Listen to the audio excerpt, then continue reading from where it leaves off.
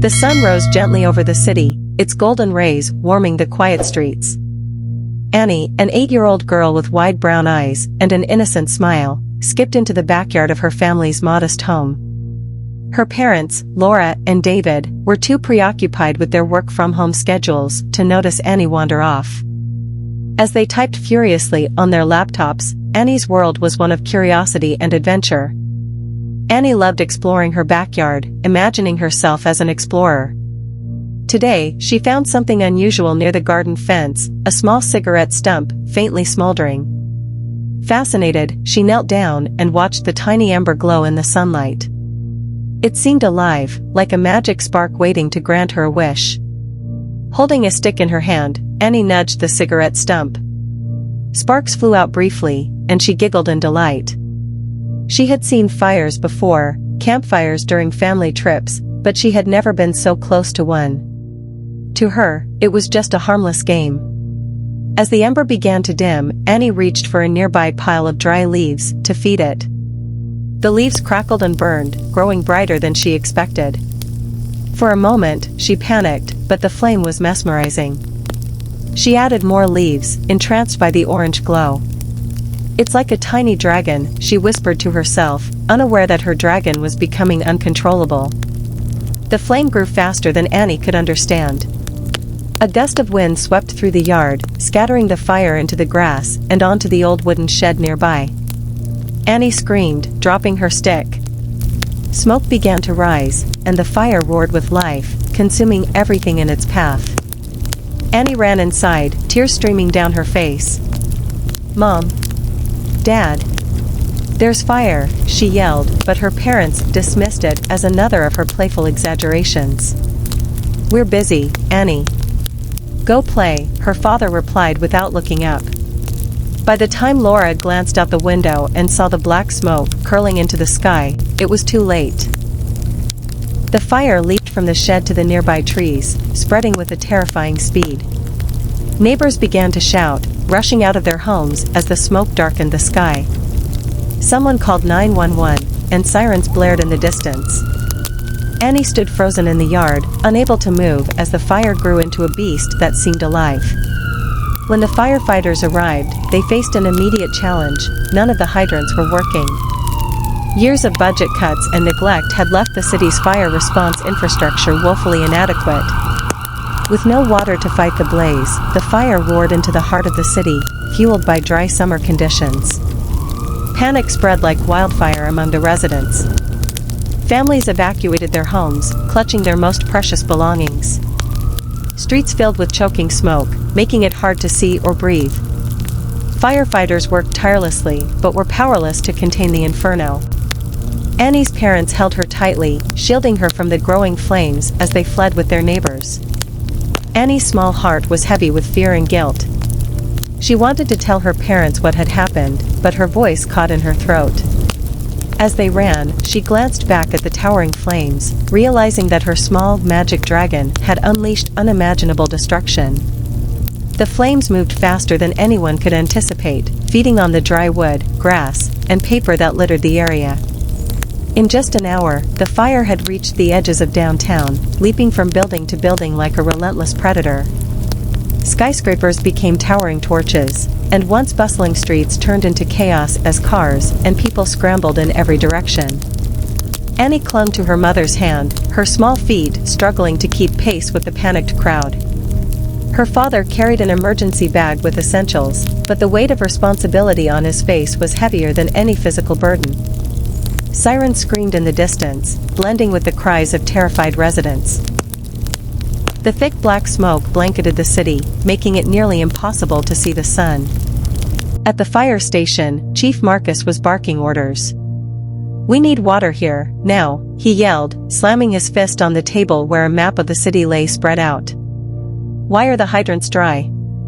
Engineers scrambled to explain, but the truth was clear: the city's neglected infrastructure had failed them at the worst possible moment. With no water pressure, even the strongest fire engines were powerless to stop the blaze. As the fire tore through neighborhoods, Annie and her family found temporary shelter at a community center on the city's outskirts. Crowds of evacuees huddled together, their faces etched with fear and exhaustion. Some whispered prayers, while others wept silently. Annie sat between her parents, her hands trembling.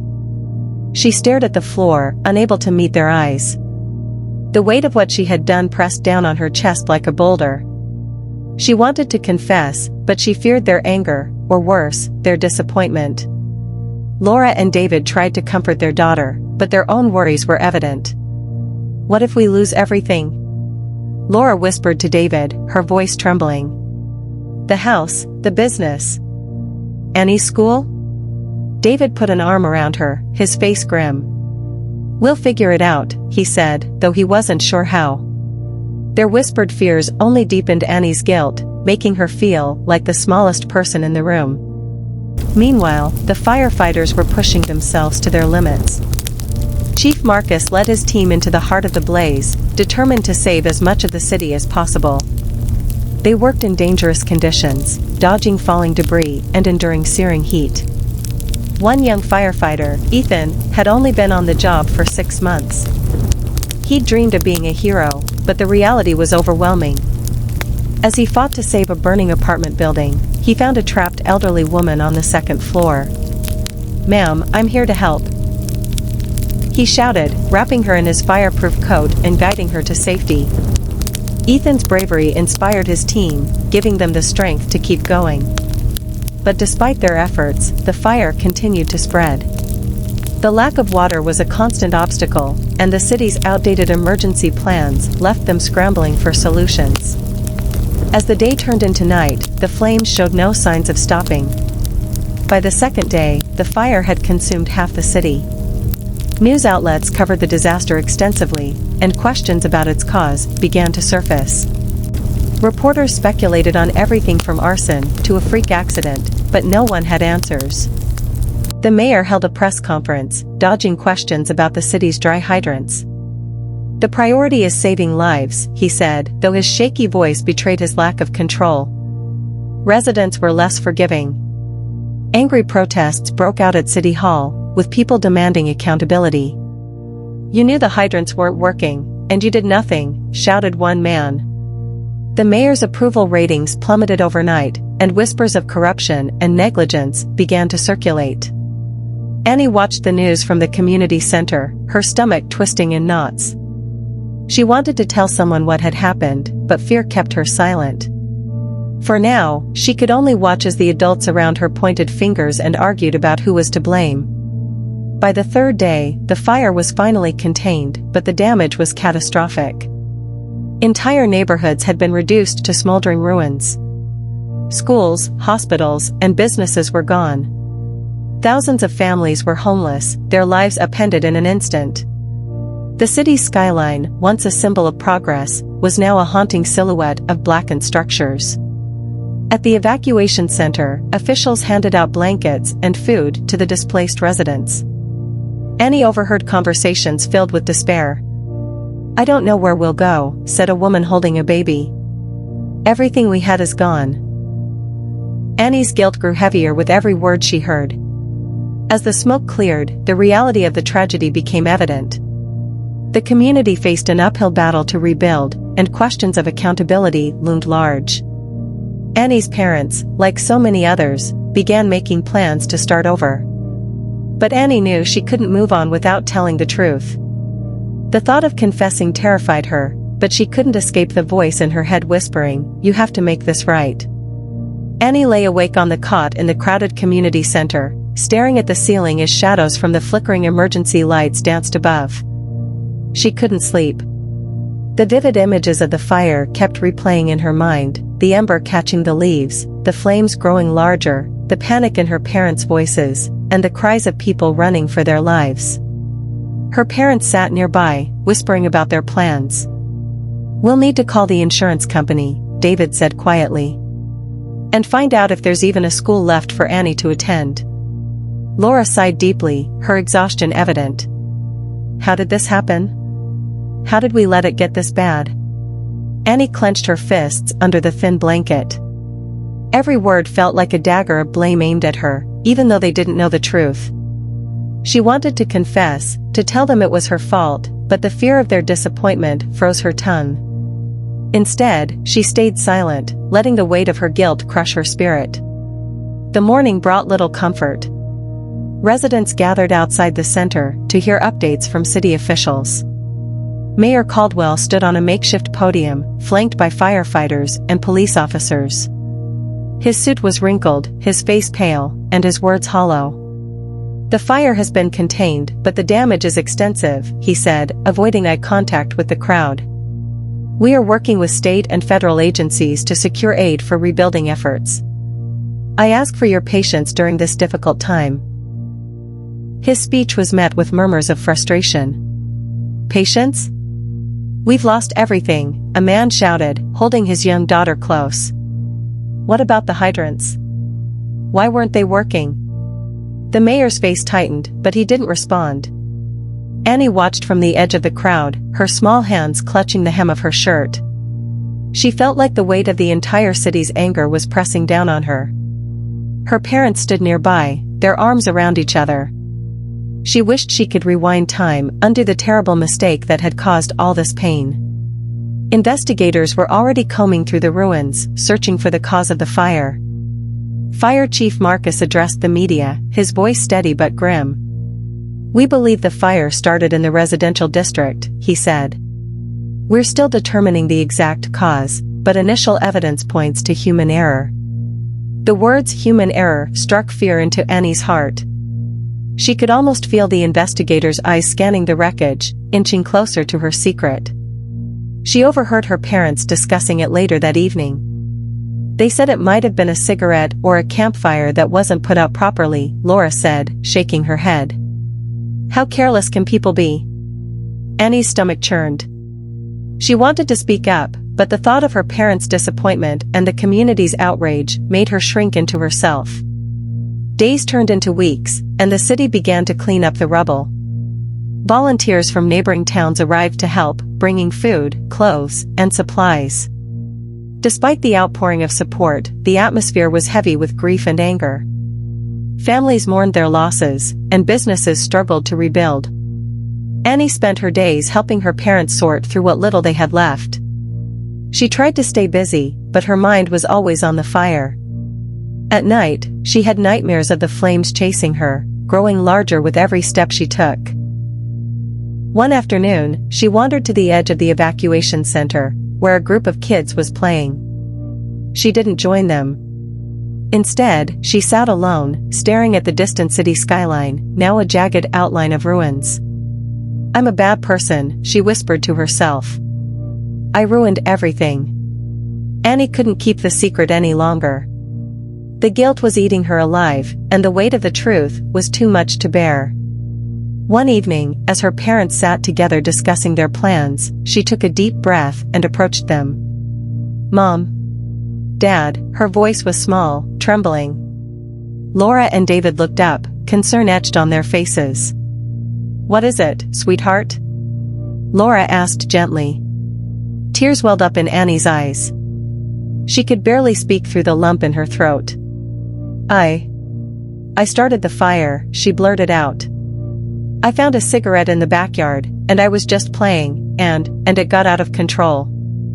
I'm so sorry." Her parents stared at her, stunned into silence. David was the first to speak. "Annie, is this true?" She nodded, tears streaming down her face. Laura pulled her into a tight hug, her own eyes brimming with tears. "Oh, Annie," she said softly. "Why didn't you tell us sooner?" "I was scared," Annie admitted, her voice muffled against her mother's shoulder. "I didn't mean to. I didn't know it would get so big." David knelt beside them, placing a hand on Annie's back. "We're not angry, Annie," he said, his voice steady but full of emotion. "We're just glad you told us the truth. This is a big lesson, for all of us." Though her parents' forgiveness brought some relief, Annie knew her journey was far from over. The city was still in ruins, and the weight of what she had done lingered. But for the first time, she felt a spark of hope, a chance to make things right.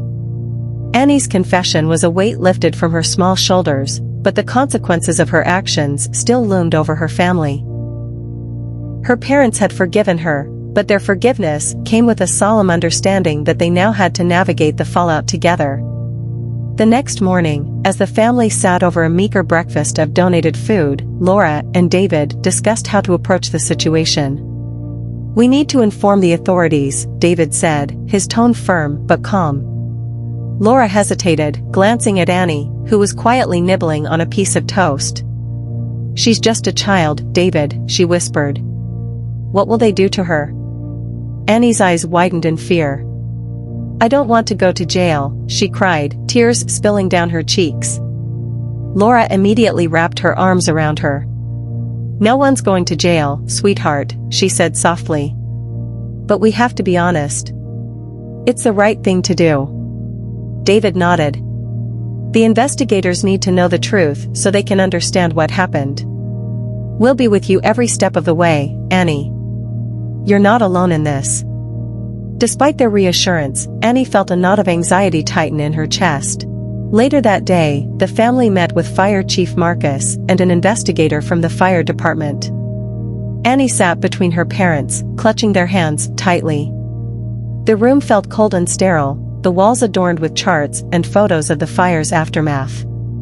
"Annie," Chief Marcus said gently, kneeling to meet her at eye level.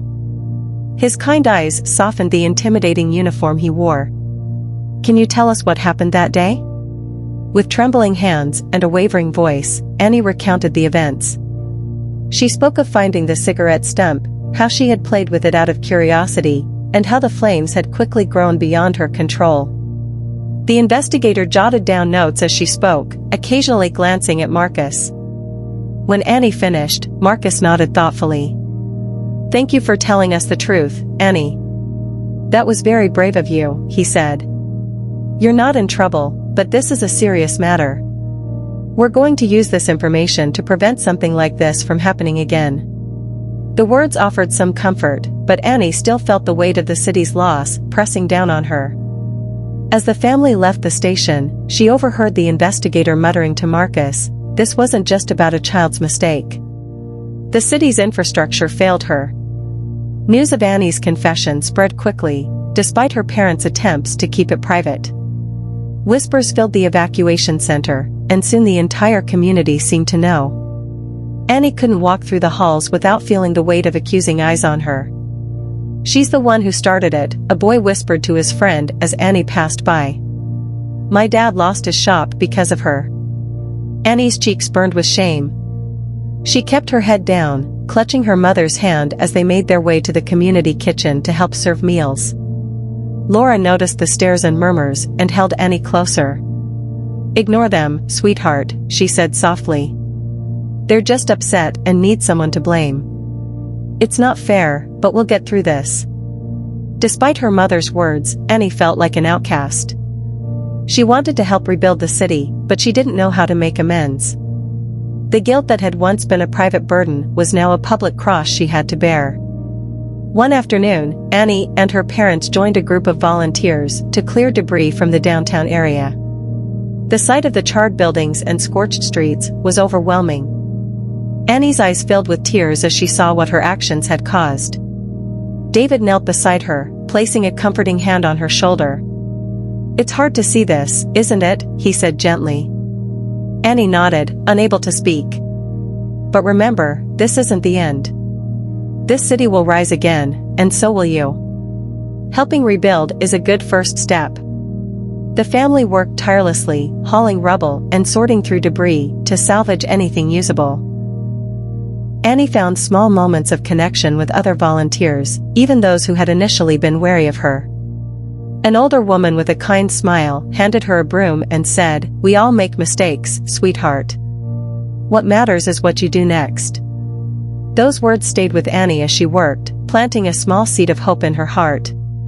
Perhaps she could make things right, even if it took a lifetime. As the city began to organize its rebuilding efforts, a group of residents formed a committee to advocate for better infrastructure and fire safety. Laura and David joined the committee, determined to prevent another tragedy.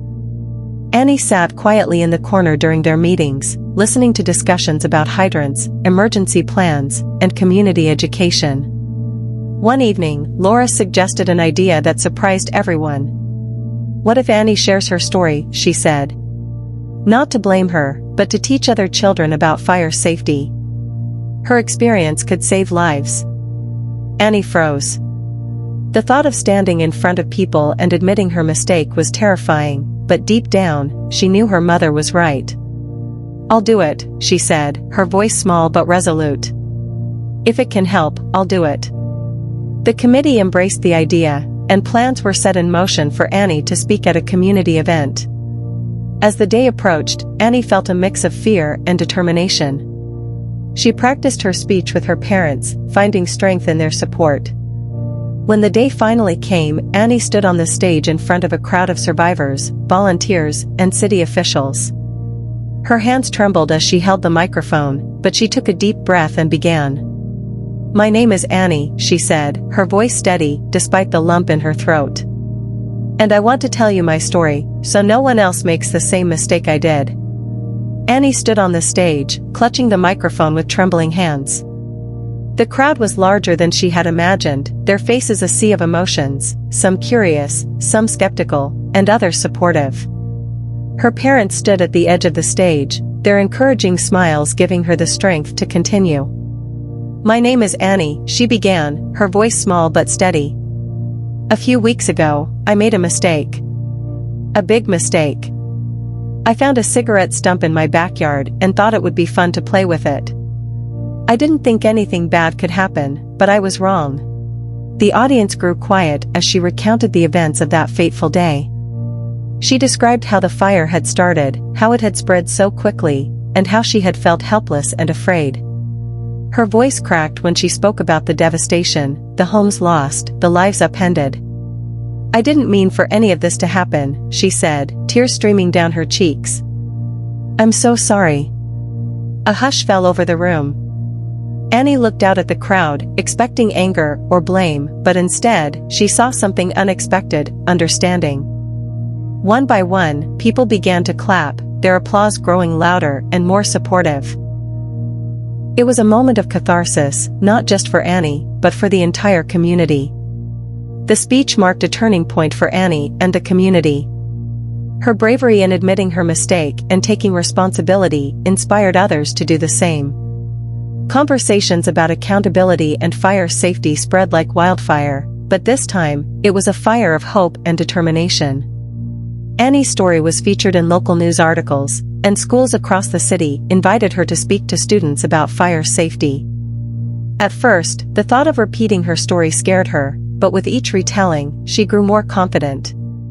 She saw the impact her words had on others, especially children who listened intently and asked questions about staying safe.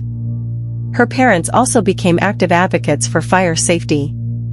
Laura worked with the local government to organize workshops, while David joined efforts to inspect and repair the city's fire hydrants.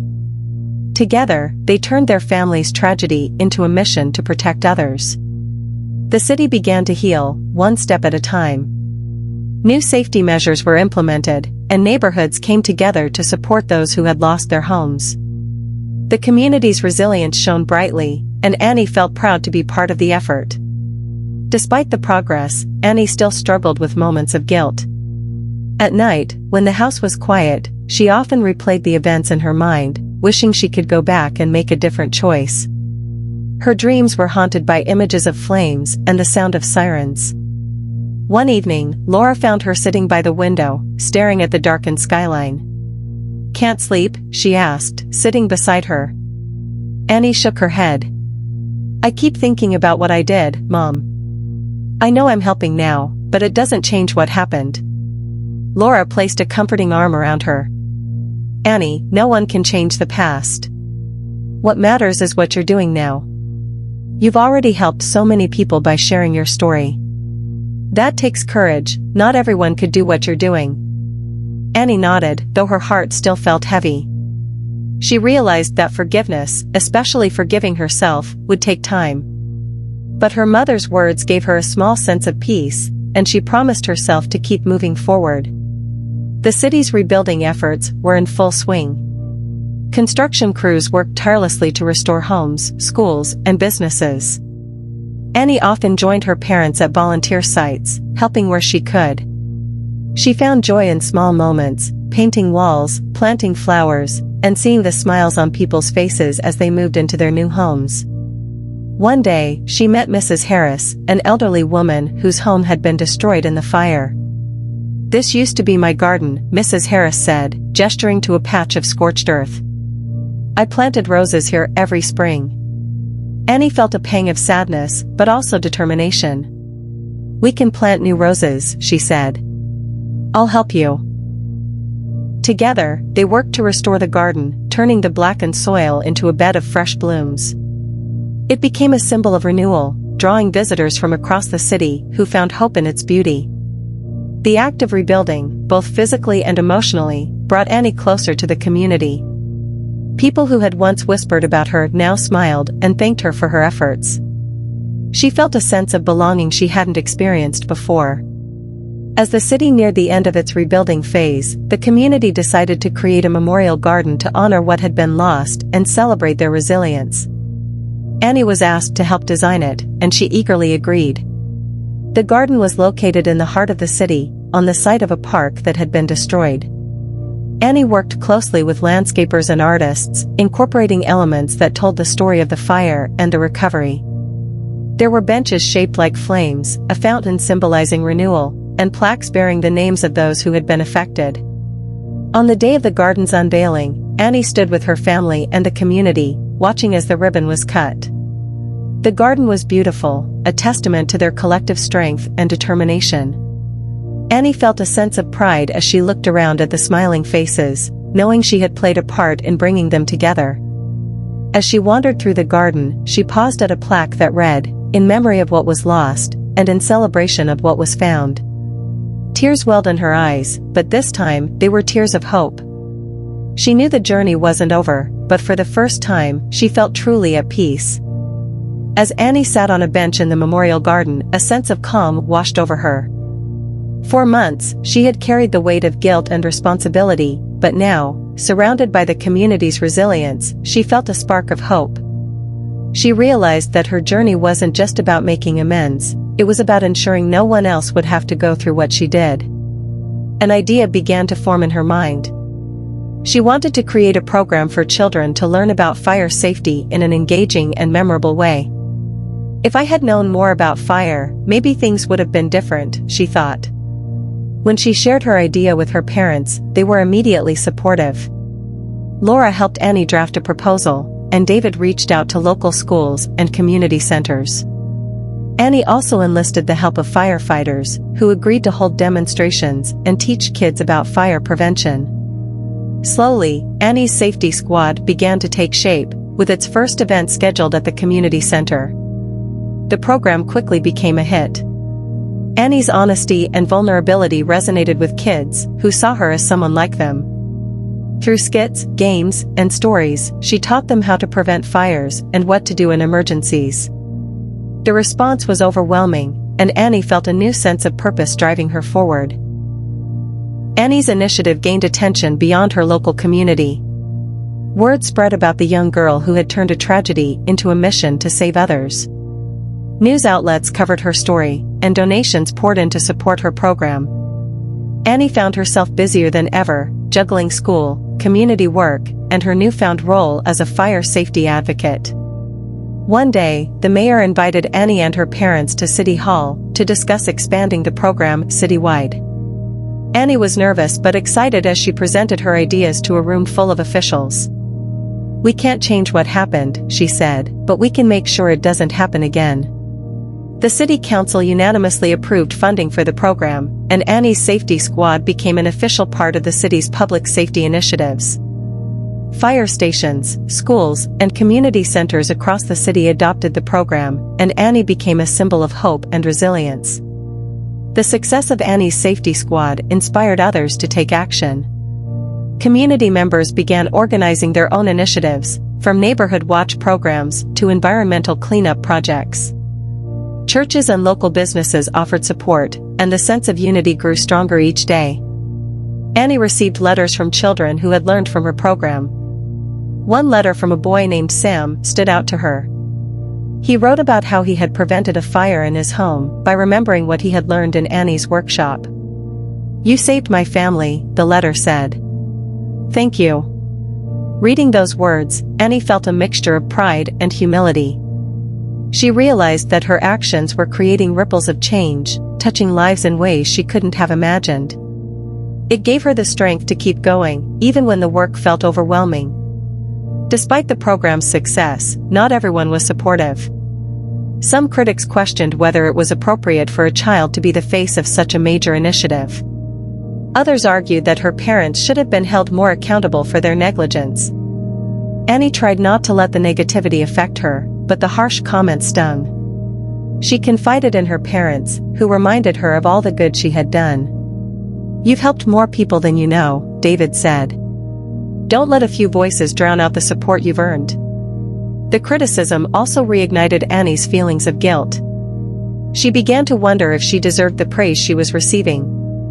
To help her cope, she started seeing a counselor, who taught her how to focus on the positive and let go of the past. It was a slow process, but Annie learned to embrace her journey and the impact she was making.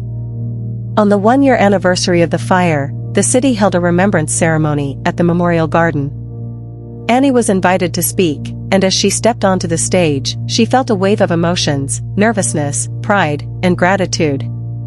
"Today, we remember what we lost," she began, her voice steady and clear. "But we also celebrate what we've built together. This garden is a symbol of our strength, our resilience, and our hope for the future."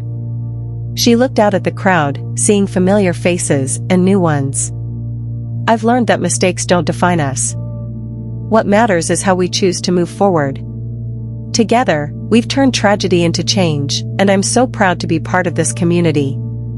The crowd erupted into applause, and Annie felt a sense of closure she hadn't experienced before.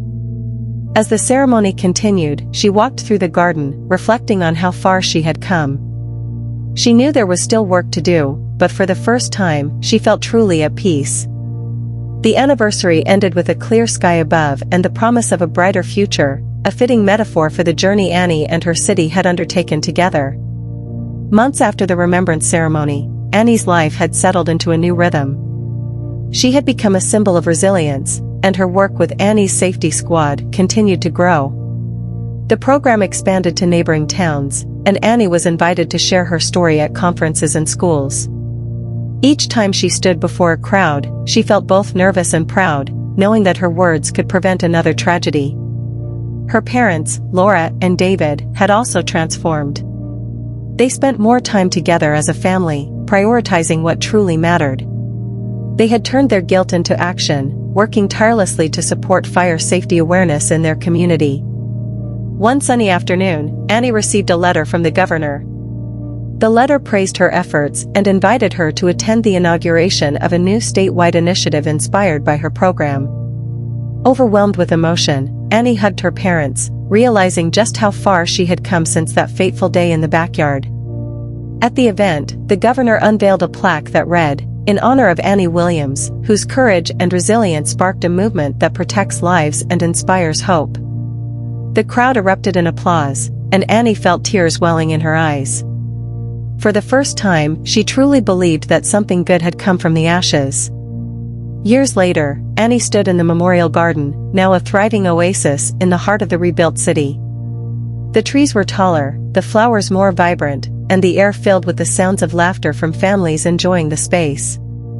She was no longer the little girl overwhelmed by guilt, but a young woman who had turned her pain into purpose. Annie knelt to lay a flower at the base of the garden's central monument, which bore the names of those who had lost their lives in the fire. "I'll never forget," she whispered. As she stood, her phone buzzed with a message.